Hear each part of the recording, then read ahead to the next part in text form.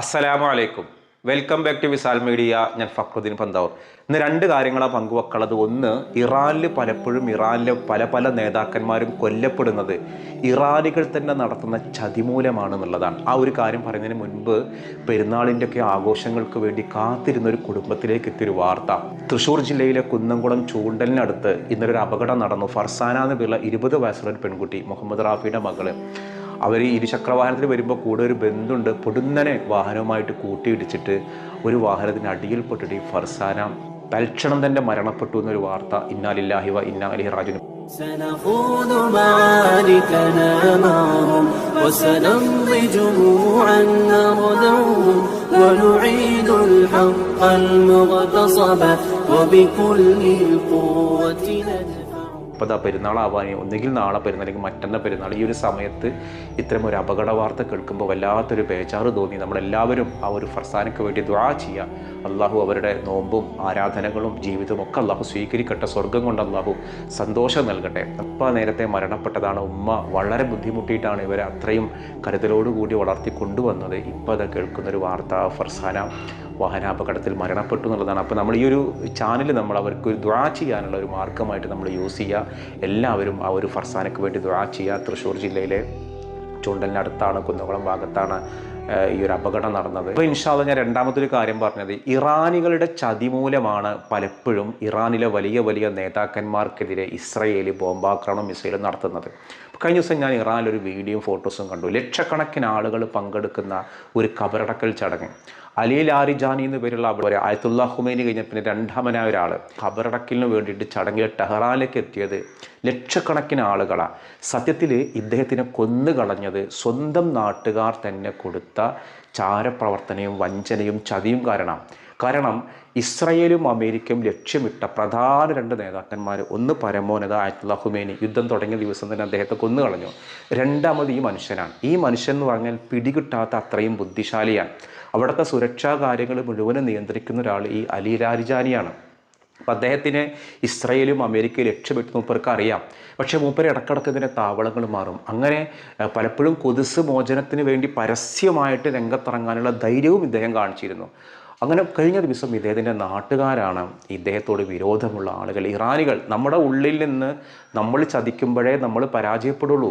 ഇറാനികളുടെ ഉള്ളിൽ നിന്നുള്ള അവരുടെ ചതി മൂലം ഇദ്ദേഹത്തിൻ്റെ ലൊക്കേഷൻ കറക്റ്റായിട്ട് ഇസ്രായേൽ സൈന്യത്തിന് കിട്ടി. അങ്ങനെയാണ് അദ്ദേഹത്തിൻ്റെ കുടുംബത്തിന് നേരെ, അദ്ദേഹത്തിൻ്റെ കുടുംബത്തിലുള്ള ആളുകൾ, അദ്ദേഹത്തിൻ്റെ സുരക്ഷാ ഉദ്യോഗസ്ഥന്മാർ, കീഴുദ്യോഗസ്ഥന്മാർ, അതൊക്കെ അതിൽ കൊല്ലപ്പെട്ടു. ഈ ഒരു ഇറാനും അതേപോലെ ഖത്തറും കൂടി സംയുക്തമായി നടന്ന ഒരു എണ്ണപ്പാടമുണ്ട്. ഈ എണ്ണപ്പാടത്താണ് ഇസ്രയേൽ കഴിഞ്ഞ ദിവസം ബോംബിട്ടത്. എന്നിട്ട് അവിടുത്തെ അടിസ്ഥാന സൗകര്യങ്ങളൊക്കെ തകർത്തുക. ഇറാൻക്ക് ആവശ്യമായ 70% എണ്ണയും ശേഖരിക്കുന്നത് അവിടെ നിന്നാണ്. അത് തകർക്കലാണ് ഇസ്രായേൽ ലക്ഷ്യം. അതിനെതിരെ ഖത്തർ രംഗത്ത് വന്നിട്ടുണ്ട്. ഇനി നോക്കിക്കോ, ഈ പെരുന്നാൾ കഴിയുന്നത് വരെ ഇറാന് ഗൾഫ് രാജ്യങ്ങൾ നന്നായിട്ട് ആക്രമിക്കും. അപ്പോൾ അത് ആ ഖത്തറിലുള്ള എണ്ണ സംരക്ഷിക്കണ എണ്ണ സംഭരണശാലകളിലേക്ക് വരെ ഇറാൻ ആക്രമണം നടത്തിയിട്ടുണ്ട്.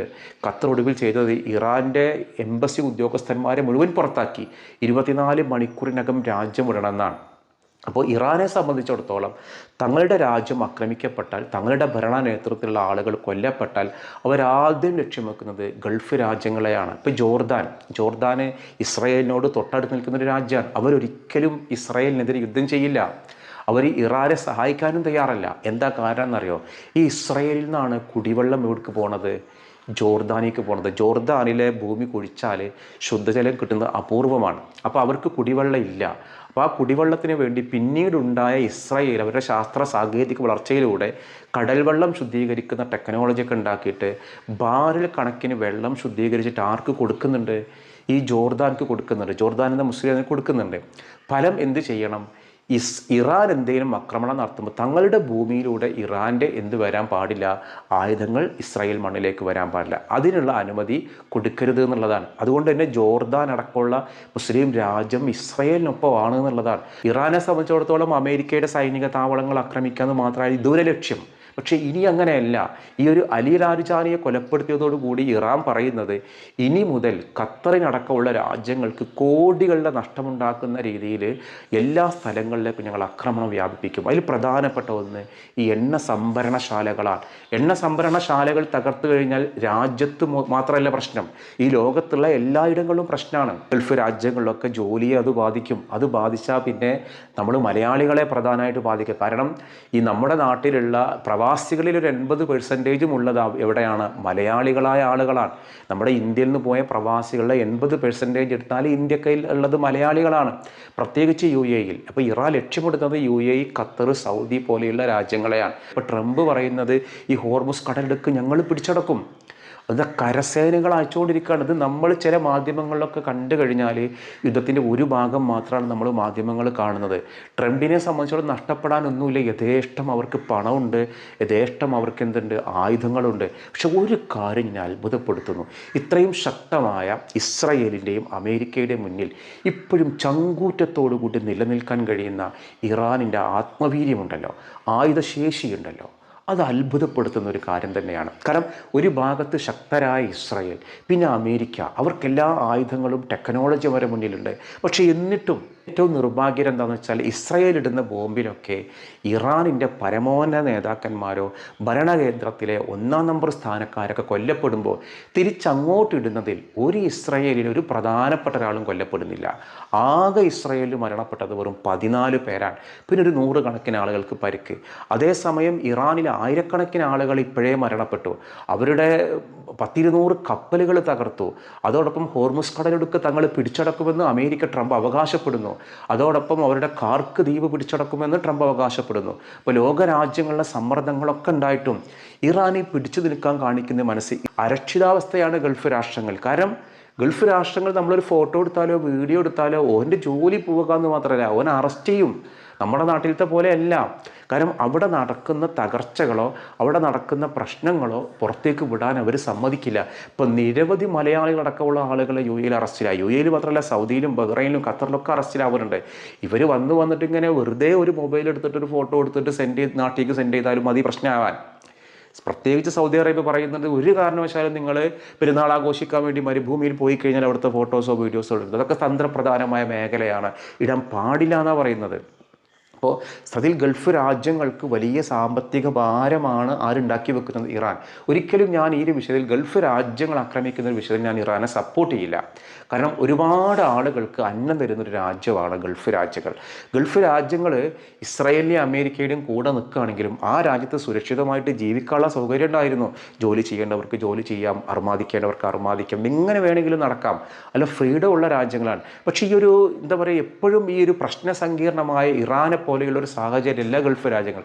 പക്ഷേ നിലവിലെ ഇറാൻ്റെ ആക്രമണം കാരണം ഗൾഫ് രാജ്യങ്ങൾ സുരക്ഷിതാവസ്ഥ എന്ന് പറയുന്നതില്ല. പക്ഷെ അവർ പുറത്തേക്ക് എന്ത് പറയാണ്? ഞങ്ങൾ സുരക്ഷിതരാണ്, ഞങ്ങൾക്ക് പ്രശ്നങ്ങളില്ല. എങ്ങനെ? ആ രാജ്യത്തിനെതിരെ എന്ത് പറഞ്ഞാലും, എന്ത് പോസ്റ്റ് ഇട്ടാലും, എന്ത് വാർത്ത ഷെയർ ചെയ്താലും അവരെയൊക്കെ നാട് കടത്തുകയോ ശിക്ഷിച്ചതിന് ശേഷം നാട് കടത്തുള്ളൂ കേട്ടോ. അവർക്ക് 1 വർഷം നീണ്ടു നിൽക്കുന്ന കഠിന തടവാണ് കൊടുക്കാൻ പോണേ. പിന്നെ അവിടുത്തെ കാര്യം പുറത്തറിയില്ലല്ലോ. പക്ഷെ ഗംഭീരമായ തകർച്ചയാണ് ഖത്തറിനൊക്കെ ഇവരുണ്ടാക്കി വെച്ചിട്ടുള്ളത്. ഇസ്രായേൽ, ഞാൻ ഇന്നലത്തെ ഒരു വീഡിയോയിൽ ഞാൻ പറഞ്ഞിരുന്നു, ഇസ്രായേൽ ശക്തമായ രാജ്യമാണ്. പക്ഷെ അവരിതുവരെ നേരിട്ടിരുന്നതൊന്നും ഈജിപ്ത് ശക്തമാണെങ്കിലും വലിയ ആയുധങ്ങളൊന്നുമില്ല. പിന്നെ തുർക്കി, സിറിയ, ജോർദാൻ ഈ തുടങ്ങിയ രാജ്യങ്ങൾ ശക്തമായിട്ട് അവർ ആദ്യമായി നേരിടുന്നത് ഇറാൻ എന്നൊരു രാജ്യത്തെയാണ്. ഇതിന് മുൻപ് നടന്ന യുദ്ധത്തിലും ഇറാനെ തോൽപ്പിക്കാനൊന്നും കഴിഞ്ഞിട്ടില്ല. സാമ്പത്തികമായിട്ട് കുറേ പ്രശ്നങ്ങളൊക്കെ ഉണ്ടാക്കിയാണ്. ഇപ്പോഴും ഇറാൻ്റെ കയ്യിൽ നിറയെ ആയുധശേഖരങ്ങളാണ്. ഞാൻ പറയുന്നു, ഇസ്രായേൽ ഒറ്റക്കാണ് യുദ്ധം ചെയ്യുന്നതെങ്കിൽ ഇസ്രായേൽ എന്നോ തകർന്ന് തരിപ്പണായിട്ടുണ്ടാവും. അമേരിക്കയുടെ സഹായം ഉള്ളത് കൊണ്ട് മാത്രമാണ് ഇസ്രായേൽ പിടിച്ചു നിൽക്കുന്നത്. അപ്പോൾ ഇൻഷാ അല്ലാഹ് ഇന്ന് വ്യാഴാഴ്ച ദിവസം, ഇന്ന് മാസം കാണുമെന്ന പ്രതീക്ഷയിലാണ് നമ്മുടെ നാട്ടിലുള്ള കേരളക്കാരായ ആളുകൾ. ഗൾഫ് നാടുകളിൽ വെള്ളിയാഴ്ച നാളെ പെരുന്നാളാണെന്ന് ഡിക്ലെയർ ചെയ്തതാണ്. അപ്പോൾ ഞാനിന്ന് ചോദിക്കുന്നൊരു ചോദ്യം, ഇന്ന് മാസം കാണാൻ സാധ്യത ഉണ്ടോ എന്നുള്ളതാണ്.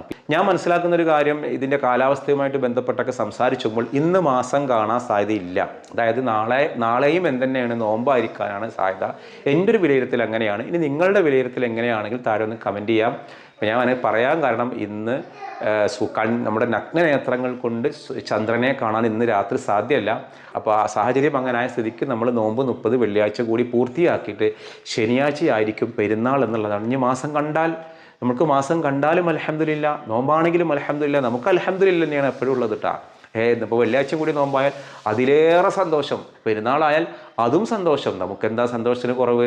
അപ്പോൾ ഞാൻ ഒരു സാധ്യത പറഞ്ഞതാണ്, ഇന്ന് മാസം കാണാൻ സാധ്യതയില്ല. അപ്പോൾ നിങ്ങൾക്ക് എന്താണ് തോന്നുന്നത്, മാസം കാണാൻ സാധ്യത ഉണ്ടോ ഇല്ലയോ എന്ന് താഴെ ഒന്ന് കമൻറ്റ് ചെയ്യുക. മറ്റൊരു ദിവസം മറ്റൊരു വീഡിയോയുമായി വീണ്ടും കാണാം. അസ്സലാമു അലൈക്കും.